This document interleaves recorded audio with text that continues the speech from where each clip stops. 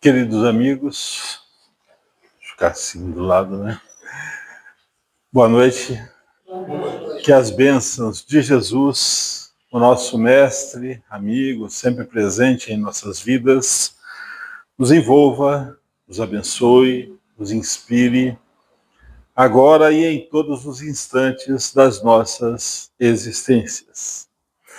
É com gratidão e carinho que mais uma vez nós nos reunimos nesta casa, que nos acolhe a todos, para relembrarmos os ensinamentos de Jesus, trazidos de volta pelas instruções dos benfeitores espirituais na codificação da doutrina espírita. Hoje nós vamos iniciar as nossas reflexões lembrando um trabalho que foi realizado por Leon Tolstói, espírito. Ele editou um livro através da médium Célia Xavier de Camargo, e nesse livro ele conta passagens daquele dia do Sermão da Montanha, em que Jesus teve uma atividade intensa junto a todas as pessoas que o procuravam.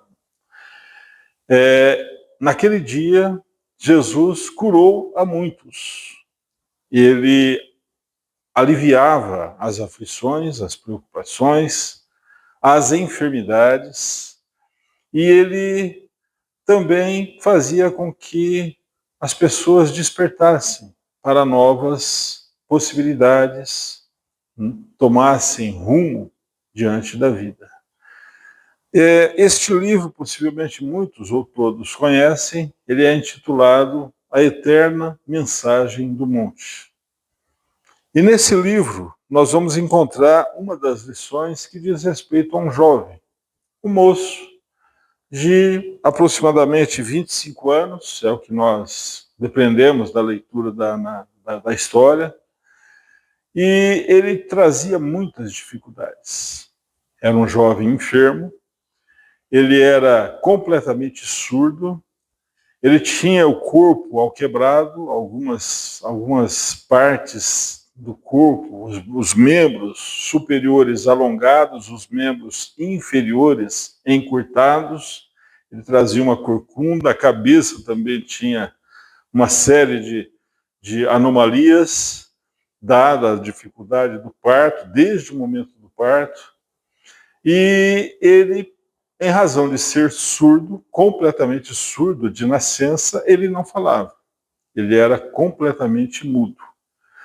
E ele era praticamente tratado com indiferença pelos familiares. A mãe quase que o odiava, porque julgava ser um castigo da divindade, um castigo de Deus, às suas experiências, quando ainda era mais jovem. Os irmãos o tratavam com indiferença. E ele vivia só. Surdo, mudo, não tinha a mobilidade daqueles que trazemos a perfeição dos corpos, né? aquela disposição. E ele então saía, ele tinha que sair todos os dias para buscar o próprio alimento. Nem a água lhe era franqueada. Ele morava no fundo da casa onde a família morava, que era um lugar ali, e fizeram para ele um coberto, um barraco ali. Não era nem barraco, era apenas um coberto mesmo, que o protegesse do sereno e da chuva. Então a sua vida era uma verdadeira tristeza. Seu nome, Jazão. E Jazão vivia triste. Ele, quando queria falar alguma coisa, como ele não tinha as matrizes, ele não escutava, então ele não tinha as matrizes do vocabulário, das palavras, ele apenas emitia ruídos. Os adultos até se acostumaram com isso, mas as crianças ficavam assustadas com aquela situação. Ele atiravam pedras, o que para ele era muito mais doloroso ainda. Num dos dias em que ele saiu à busca de alimento na via pública, ele percebeu que havia um movimento incomum naquele pequeno vilarejo onde ele morava. e as pessoas chegavam por um caminho, passavam por um caminho dentro do próprio vilarejo e saíam por um caminho comum, e ele começou a acompanhar aquelas pessoas. O incrível é que, onde ele morava, as pessoas praticamente o maltratavam, ou o tratavam com indiferença. Aquelas pessoas que por ali passavam não, sentiram por ele uma afeição, uma amizade, e começaram a conversar com ele e logo perceberam que ele não ouvia e que ele não tinha condições de falar. Mas lhe ofertaram um alimento, a água, e foram se conduzindo até um ambiente que é conhecido como o monte, onde Jesus teria feito um dos seus principais momentos de ensinamento. Ali Jesus recitou as bem-aventuranças. Ali Jesus falou sobre o Sermão do Monte. Aquele jovem, ele não ouvia, ele não falava, mas quando Jesus começou a falar, ele compreendia perfeitamente o que Jesus falava. Diz Leon Tolstói que ele não ouvia com os órgãos do corpo físico, mas ele ouvia com os órgãos do corpo perispiritual. E foi tomado, lógico, de emoção. Uma emoção que o fazia chorar, que o fazia ir às lágrimas, pelas palavras que ele ouvia, pelo que ele estava ouvindo e compreendendo perfeitamente. Afinal de contas, era a primeira vez que isso acontecia em toda a sua vida, nos aproximadamente 25 anos de existência. E ele, então, quando Jesus para de falar, as pessoas começam a se retirar. Começam a se retirar e começam a retornar às suas cidades, aos seus vilarejos. Diz o Evangelho que aproximadamente 5.000 pessoas estavam ali naqueles dias. Os historiadores dizem que possivelmente não eram tantas pessoas, porque afinal de contas 5.000 pessoas corresponderiam a todas as pessoas de todas as cidades que viviam às margens do lago. Então, possivelmente, centenas de pessoas. Não 5.000 pessoas, mas não vamos entrar nesses detalhes. E Jasão, que era o seu nome, retorna para a sua casa, agora completamente renovado. As suas dores continuaram, porque ele continuou, saiu daquele ambiente, ele continuava não ouvindo, ele continuava não falando, ele continuava tendo as suas dores do corpo físico. E quando ele pega o caminho de volta para casa, já andando um certo tempo, ele se distancia daqueles com os quais ele havia viajado ou caminhado na vinda, né, até aquele ambiente, e ele então percebe que, pela vibração do solo, que algumas pessoas vinham na retaguarda. Ele então sai e fica praticamente escondido numa moita, à margem daquele caminho. E passam os discípulos. Os discípulos de Jesus passaram, conversando, animados, felizes por aquele encontro inigualável. Ele então ia retornar ao caminho quando ele percebe nova vibração, nova manifestação, nova vibração do solo. Era mais alguém que estava na retaguarda. Ele volta e fica ali escondidinho naquela moita.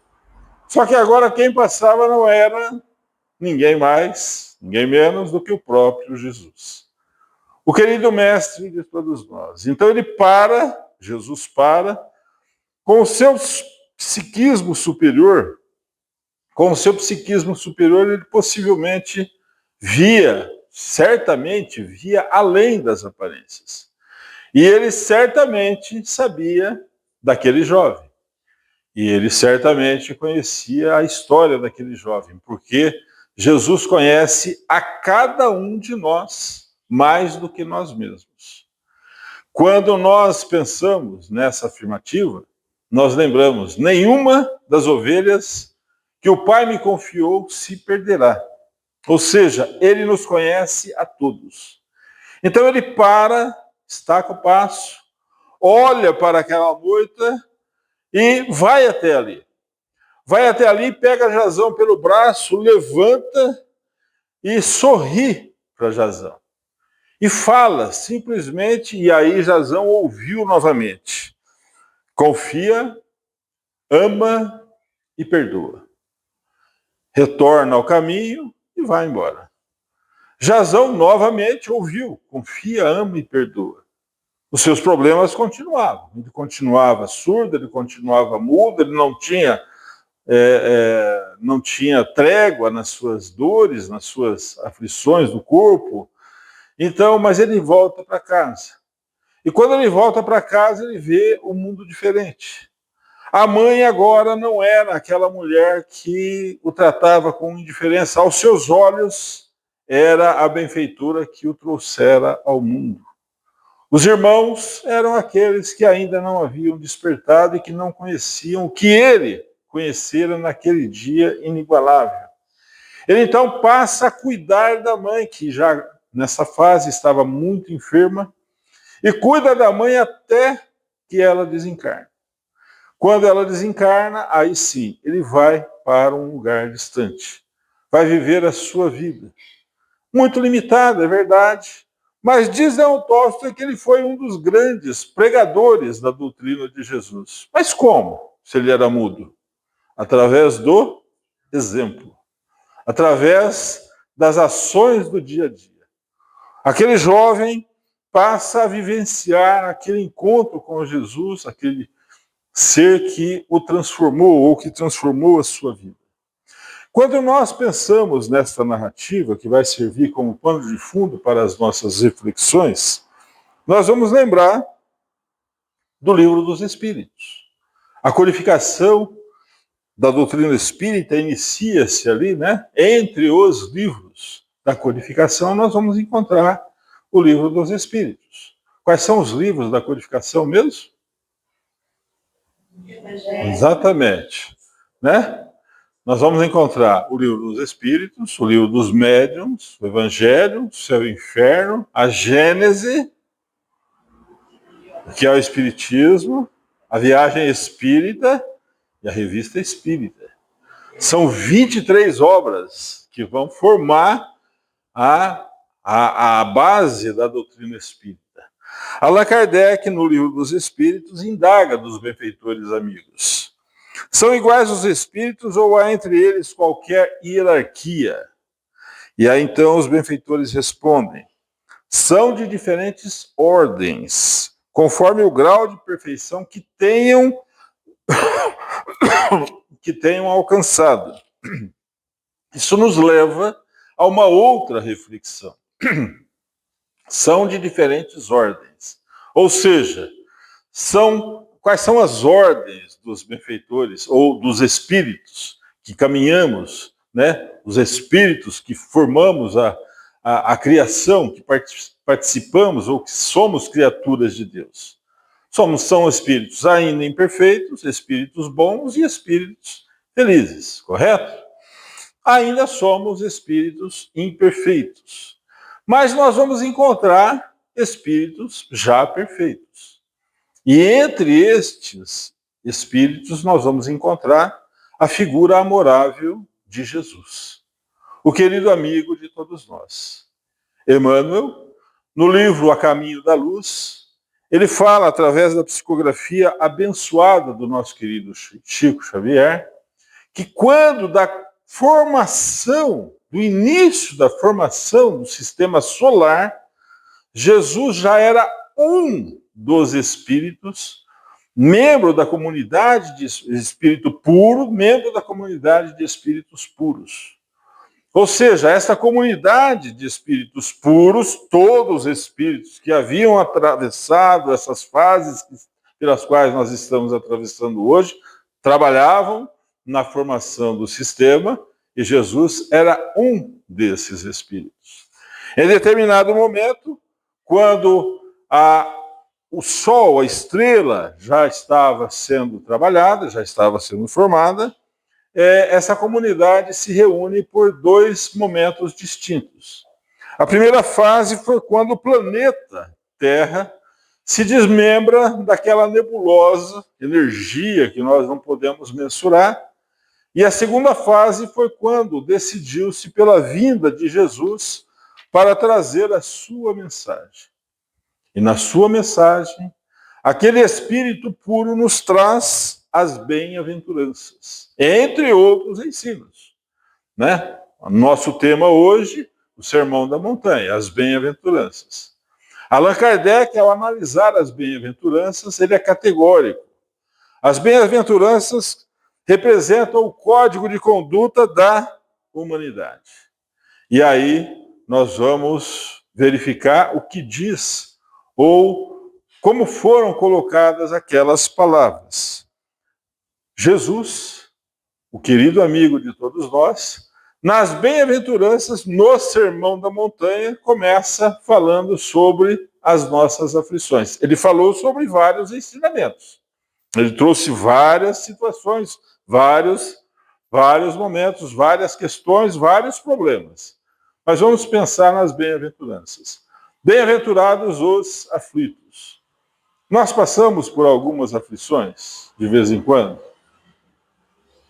Mais ou menos, né? Depende do dia, depende da hora, mas nós ainda passamos pelas nossas aflições. E as aflições pelas quais nós passamos, Jesus diz que são as bem-aventuranças. É uma das bem-aventuranças. Bem-aventurados os aflitos. Por que bem-aventurados os aflitos? Porque enquanto não tiver condições de consciência, a criatura ainda não passa por determinadas experiências para o próprio despertamento. Então, se nós passamos pelas aflições, é sinal que já estamos despertos. Já sabemos que temos que passar, ou precisamos passar, ou devemos apenas passar por determinadas situações. Vivemos num mundo que nos oferece essas condições. Um mundo ainda onde as provas e as expiações estão presentes. Mas Allan Kardec nos fala que nas aflições existe uma justiça, a justiça das aflições. Mas como justiça das aflições? Quando nós pensamos nisso, começamos a imaginar Jesus, bem-aventurados os aflitos, Allan Kardec, analisando, fala da justiça das aflições. Sim, da justiça porque ninguém sofre por algo que eu tenha feito. E eu não sofro por nada, por algo que alguém tenha feito, como nenhum de nós sofre por algo que outras pessoas fizeram. Cada um é o responsável pelas suas próprias obras, pelas suas próprias ações. Isso nos leva a uma outra questão. As causas dessas aflições, elas podem ser atuais. Da existência, Allan Kardec vai colocando tudo isso no Evangelho. Elas podem ser atuais, da atual existência. Por algum momento, despreocupados, não conhecendo determinadas situações, distraídos, nós criamos, damos causas a determinadas ocorrências. E ainda nesta existência nós colhemos os efeitos. São eles os mais variados. Muitas vezes nós passamos por determinadas situações e nem imaginamos que a causa foi um descuido em algum momento nesta existência mesmo, em algum momento passado. Uma palavra dita de forma irrefletida, uma ação impensada, um pensamento que começou a tomar forma, começou a se cristalizar no nosso modo de ser, e aí nós vemos aí as causas atuais. Mas muitas vezes nós passamos por aflições e essas aflições não estão nesta existência. Como aprendizes da doutrina espírita que somos, nós estamos aprendendo que se as causas não estão nesta existência, estão em existências anteriores. O que também é muito comum, muito frequente. Trazemos as matrizes das nossas necessidades reencarnatórias. E entre essas matrizes, muitas vezes, estão as causas passadas. Em algum momento, nós agimos de forma equivocada no passado. E agora, chegamos a este ambiente, envoltos com aqueles que conosco caminham, trazendo, muitas vezes, a necessidade de passarmos, de nos reencontrarmos com desafetos do passado, com aqueles com os quais nós nos desentendemos, aqueles aos quais muitas vezes nós prejudicamos. E aí então tudo isso vem à tona. Mas nas aflições existe uma coisa bem presente também que nós poucas vezes paramos para pensar. Passamos pelas aflições porque temos pelo menos 2 vícios ainda enraizados em nós, né? O egoísmo e o orgulho, ali presentes nas nossas aflições.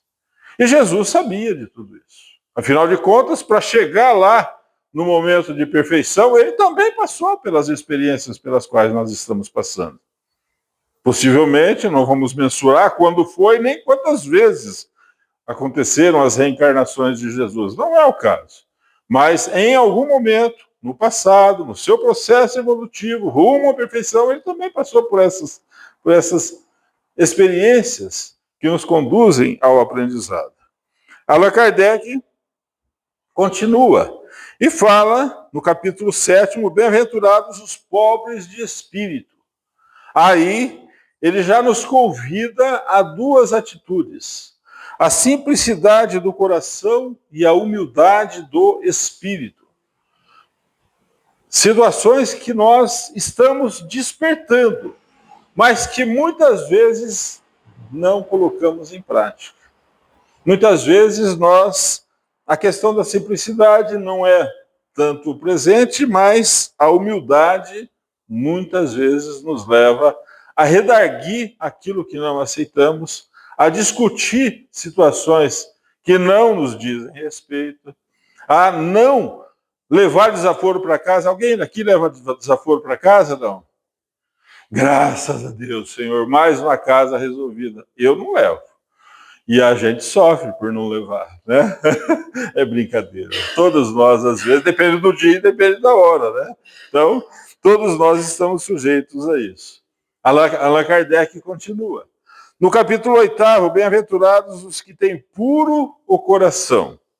Ali, ele fala da simplicidade, da humildade e exclui toda ideia de egoísmo e de orgulho, presente lá nas fases onde estamos ainda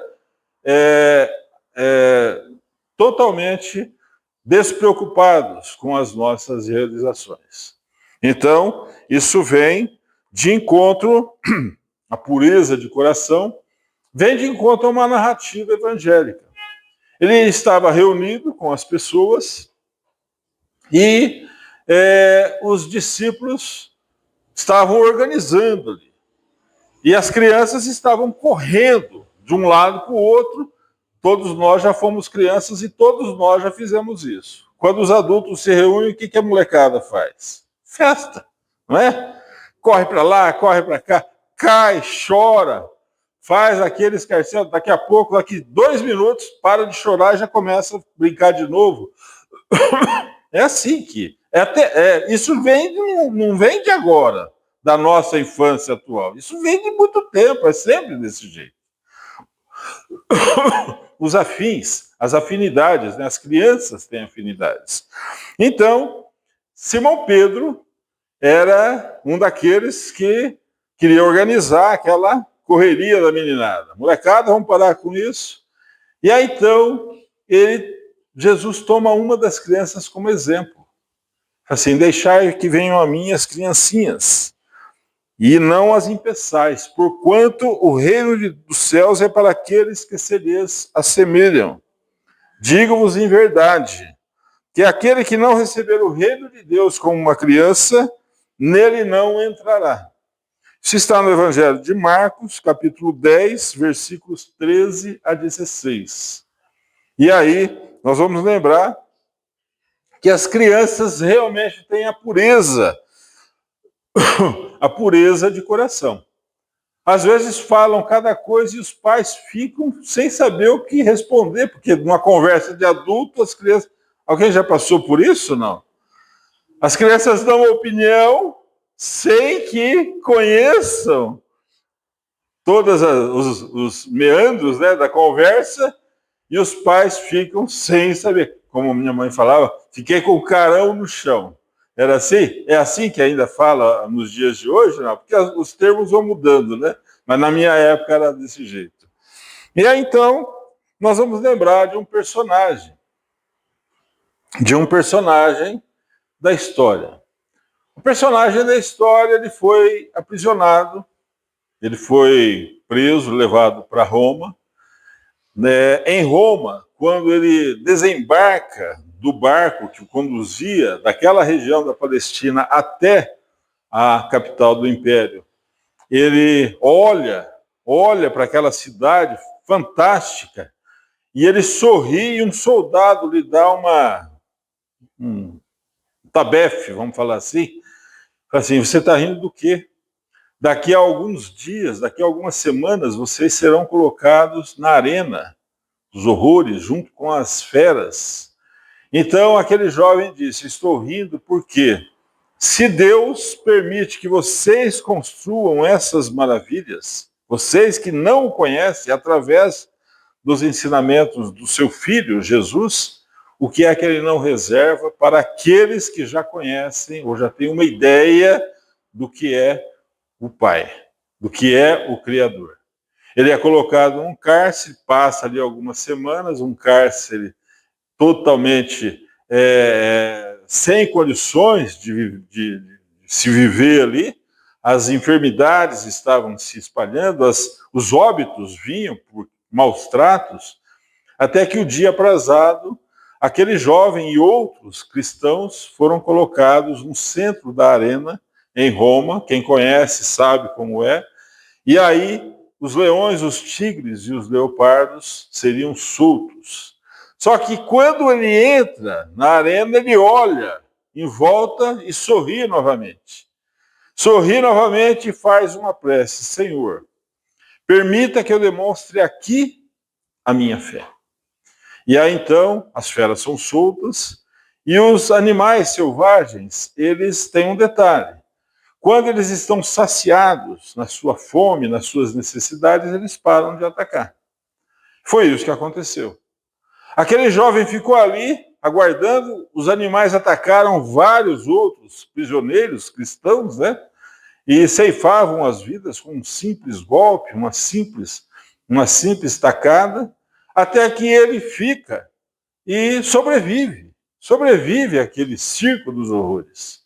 A regra era, se sobreviver, é colocado em liberdade. E ele sobreviveu. Ele sobrevive e eleva novamente o pensamento a Jesus. Senhor, por que não deixaste que eu demonstrasse aqui a minha fé?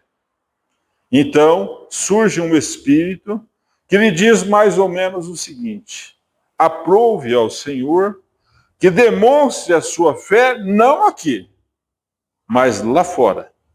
Na vida, no cotidiano, nas experiências do dia a dia. E ele foi colocado em liberdade. Quem era esse jovem? Seu nome, Inácio de Antioquia, ou Antioquia, como muitos falam. E aquele Inácio, da arena em Roma, era aquela criança que Jesus tomou como exemplo de pureza de coração lá nas terras da Palestina naqueles dias, nos seus ensinamentos.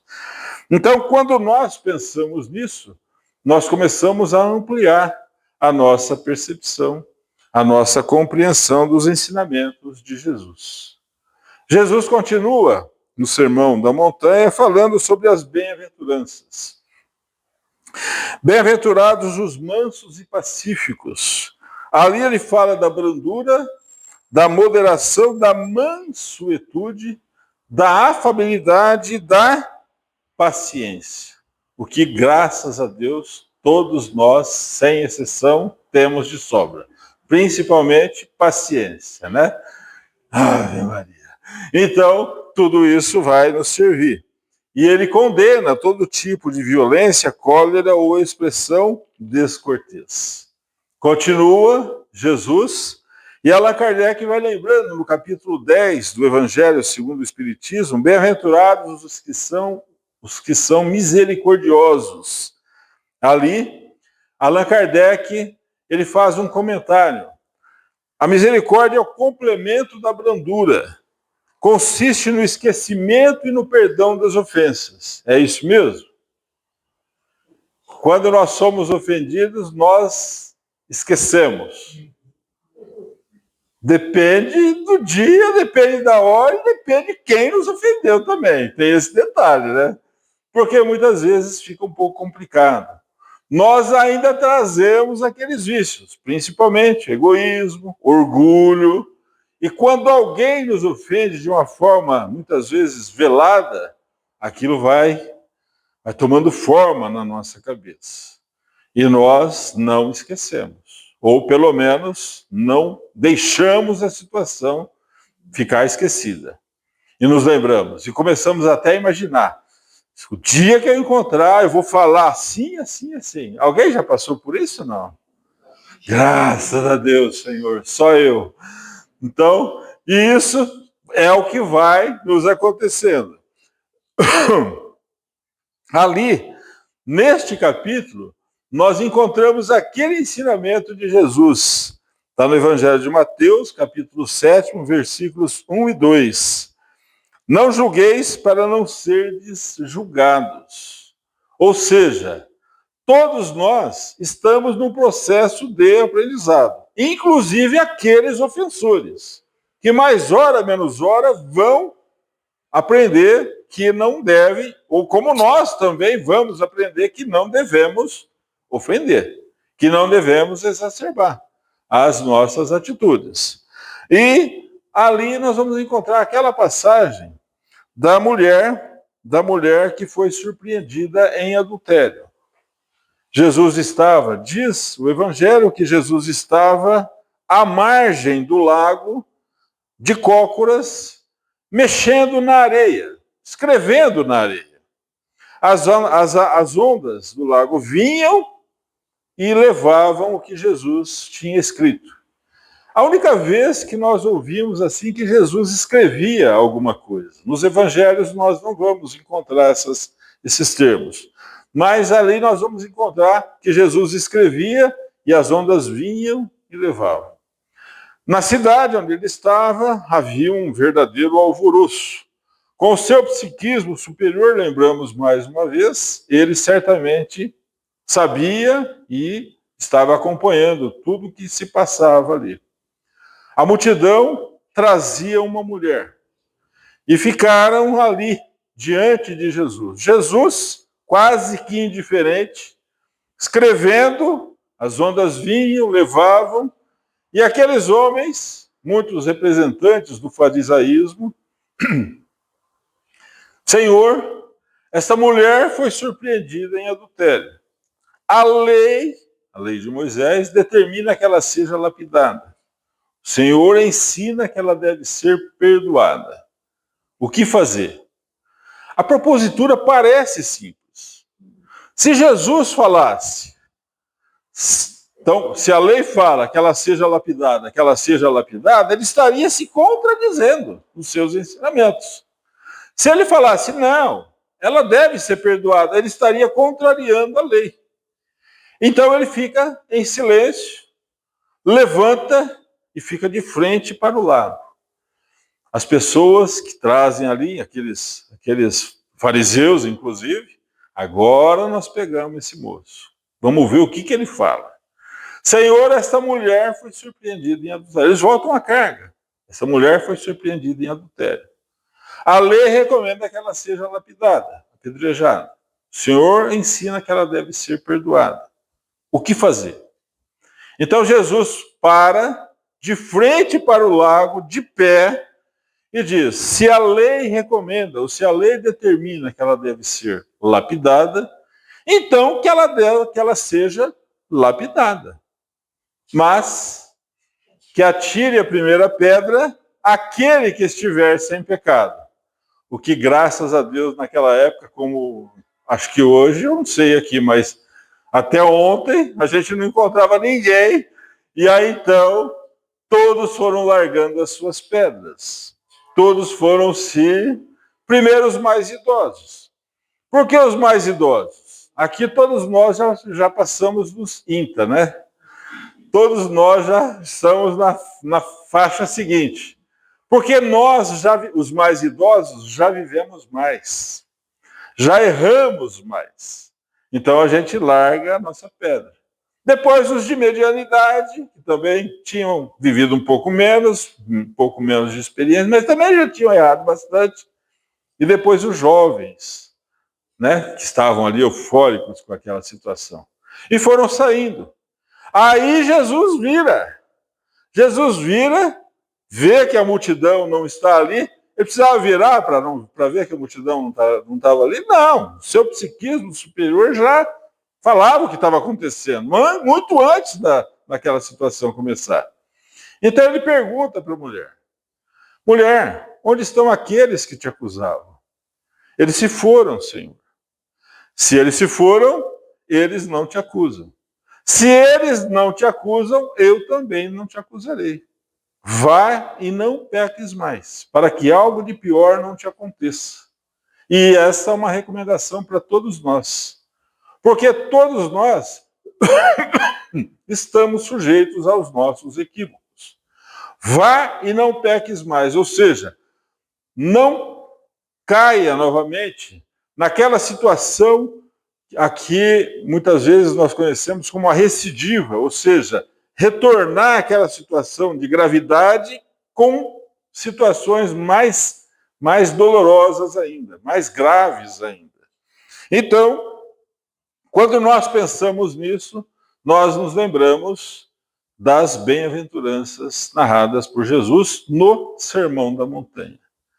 Mas, diz Allan Kardec, nós não vamos continuar falando de todas as bem-aventuranças, porque senão nós ficaríamos aqui até. Então, Allan Kardec diz mais ou menos o seguinte: a mensagem de Jesus só faz sentido se nós considerarmos a vida futura. Ou seja, a reencarnação, as experiências sucessivas. Porque todos nós estamos sujeitos a tropeços. E se não realizarmos numa experiência aquilo que programamos, certamente em algum momento no futuro teremos novas chances, novas oportunidades. E naquilo que tropeçamos, poderemos voltar à carga, novas experiências, até fixarmos o aprendizado em nós, até incorporarmos isso como valores, transformarmos essas experiências em virtudes. Porque todos nós temos virtudes e fraquezas, todos nós, sem exceção, salvo aqueles missionários, né? Existem os missionários. Então, mas nós estávamos falando sobre o que mesmo? O que foi que Jesus falou para Jazão?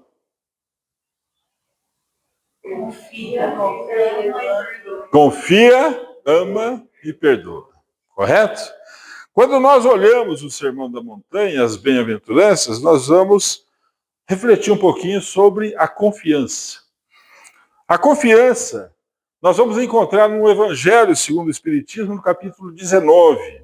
A fé que transporta montanhas. Allan Kardec, no trabalho da codificação, traduzindo os ensinamentos dos benfeitores espirituais, assim define a fé, né? É a confiança que se tem na realização de uma coisa ou de um evento, a certeza de se atingir determinado fim. Aquele que a possui caminha, por assim dizer, com absoluta confiança ou segurança. A confiança e a fé, uma vez incorporada, o que é que nós precisamos para crer em alguma coisa, para confiar em alguma coisa? Conhecermos. É isso que a doutrina espírita nos traz. Informações. Informações de uma época que virá, de um momento que virá, nem uma época, não é? Um momento que virá depois das nossas experiências materiais. Experiências no corpo físico. A vida continua. A reencarnação é uma realidade. Jesus fala sobre o amor. Confia, ama e perdoa. O amor, como é que nós vamos definir o amor? O amor é o sentimento por excelência. É a própria essência divina. Essas são as palavras de Kardec. Deus é amor. Ele se resume ao amor, àquele sentimento. O Pai, que cria a todo instante, é definido por Kardec como o amor. E o perdão? O perdão, nós vamos lembrar, cada um de nós temos as nossas experiências, vamos lembrar o caso do capítulo 10 que nós falamos agora há pouco. Bem-aventurados os que são misericordiosos. Quando nós lembramos disso, lembramos a que isso nos leva. Isso nos leva a um estado de paz de consciência. Essa paz de consciência é que vai definir, ou que vai nos dar uma ideia daquilo que nós já incorporamos em nós, das aquisições que nós fizemos. Porque todos nós já fizemos muitas aquisições. Virtudes, já incorporamos virtudes. Ainda temos algumas fraquezas, mas certamente temos também virtudes. E cada uma dessas virtudes, ela é transformada em instrumento para novas realizações. Nós, para termos uma ideia do que isso significa, nós vamos lembrar de uma história que possivelmente muitos ou todos conhecem. O boneco de sal, todo mundo conhece a história? Não. Existia um boneco que ele era feito de sal. Ele era sal mesmo. Ele era como nós, corpo normal, tranquilo, só que ele era 100% sal. E ele saiu pelo mundo, para conhecer o mundo. E ele tinha consciência de que ele não podia tocar em líquido, né? O riacho, rios. Então ele desviava pelas pontes, não tomava chuva, se protegia, para que ele não se dissolvesse. E ele foi andando pelo mundo, conhecia muitas pessoas, aprendeu muito com algumas pessoas, aquele aprendizado ele passa para outras pessoas, conhece outras pessoas, e assim foi, ele viajou o mundo, nas regiões, nas partes áridas do mundo, né? Do mundo conhecido, né? na história.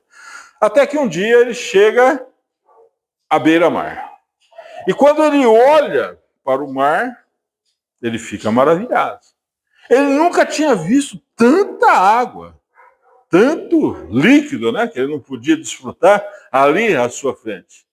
E maravilhado, ele pergunta para o mar: quem é você? E o mar responde: eu sou o mar. Mas o que é o mar? E o mar pega em rápidas palavras, se define. Eu sou assim, assim, assim. E o boneco de sal não se contenta com a definição que o mar fez de si mesmo. Assim, mas eu queria conhecê-lo melhor. Então, o mar diz: se você quiser me conhecer, você vai ter que me tocar. E aí o boneco de sal viu da impropriedade, da impossibilidade até. E explicou para o mar: não posso relar em você. Não posso tocar em você, porque se eu tocar em você, eu vou me dissolver. Então o mar falou assim: então você fica com o que eu te falei, a definição que eu te apresentei, e fique por isso mesmo.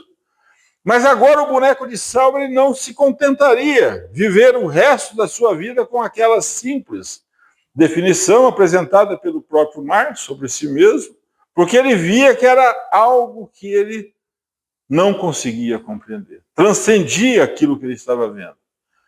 Então ele toma uma decisão. Ele fala assim: olha, eu vou caminhar até aí e vou conhecê-lo melhor. Afinal de contas, era essa a propositura que o mar tinha feito. Se você quiser me conhecer, você vai ter que me tocar.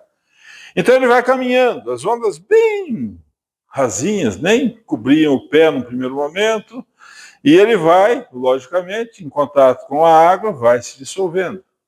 Ele vai se dissolvendo, mas vai caminhando. E quando ele caminha, ele pergunta: quem é você? E o mar responde: eu sou o mar. Quem é você? Eu sou o mar. Quem é você? Eu sou o mar. E ele vai caminhando e vai se dissolvendo, até que a última onda viria para encobrir o boneco de sal. Então ele diz para o mar: agora eu já sei quem é você. Porque agora eu também sou o mar.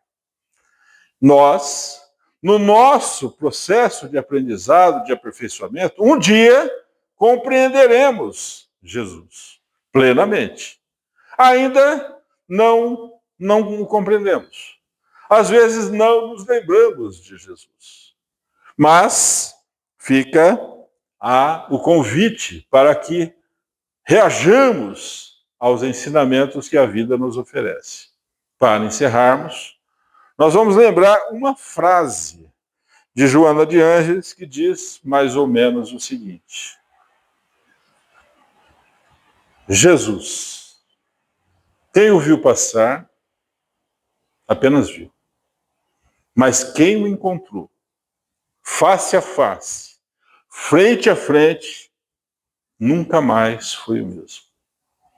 Tenhamos isso em mente, que Jesus nos abençoe a todos. Muita paz.